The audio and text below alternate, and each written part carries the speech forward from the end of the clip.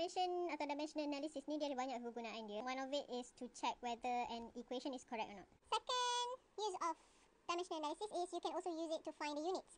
And then contoh awak ada satu apple dan satu orange. Apple dengan orange ni adalah analogi untuk sesuatu kuantiti. Awak nak tahu, awak boleh tambah tak apple dengan orange ni?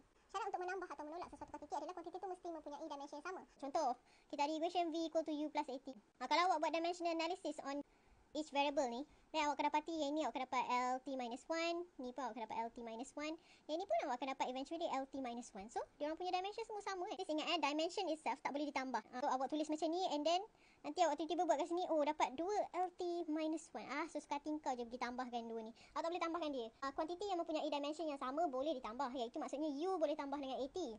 Tapi dimension dia tu sendiri awak tak boleh tambah untuk dapatkan 2 LT minus 1. A common mistake that is done when doing dimension, bila dia minta dimension of V for example, awak tulis V sama dengan LT minus 1. Jadi salah lah. Awak kena letak square bracket dekat V tu sebab dia nak dimension of V. Dia tak nak V. Di internet awak buka YouTube ke, awak cuba cari pasal dimension, awak akan jumpa ada je yang tulis dimension dia macam ni.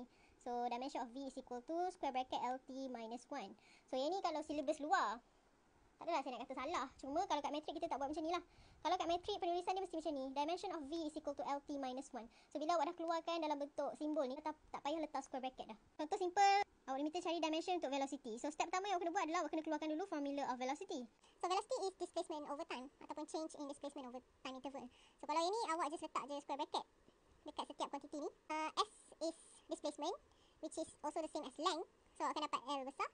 And then T is time and then awak dapat T besar. So last awak akan dapat LT minus 1. And let's say awak diminta untuk cari dimension of momentum. So linear momentum is P equal to mv. And then to find dimension of P, awak akan letak square bracket dekat P.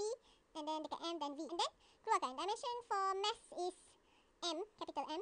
And then V tadi kita dah cari. Kalau awak hafal, awak boleh jelas ganti terus LT minus 1 kat sini. Kalau awak tak hafal, then awak kena keluarkan balik. Macam ni. Dapat M LT minus 1 for momentum. Okay, and then let's say awak diminta untuk cari dimension on A. So, awak tahu formula untuk E adalah change in velocity over time interval kan. So, awak buatlah V minus U over T. Tapi, awak kena ingat saya cakap dah, awak tak boleh tambah atau tolak dimension. Awak boleh tambah atau tolak kuantiti yang mempunyai dimension yang sama. Tapi dimension dia sendiri tu, simbol dia tu, awak tak boleh tambah atau tolak. V dengan U ni kita boleh tolak sebab dia ada dimension yang sama. Tapi, kalau awak keluarkan dimension dia, LT minus 1 tolak LT minus 1. Ni tak boleh tolak ni. Bukannya tiba-tiba jadi kosong. Apa yang awak buat kat sini adalah, awak just comparekan je A dengan V over T ataupun A dengan U over T. Ambil salah satu je. So basically awak macam jadikan equation tu dalam bentuk ni. V per T or U per T. Pilih salah satu je. Saya decide untuk compare ni dengan ini sahaja. Ataupun awak boleh juga comparekan dimension of A dengan dimension of U per T. V is LT minus 1, T is T. Yang ni awak bawa naik atas. Dia jadi T minus 1, T minus 1. So last awak dapat LT minus 2.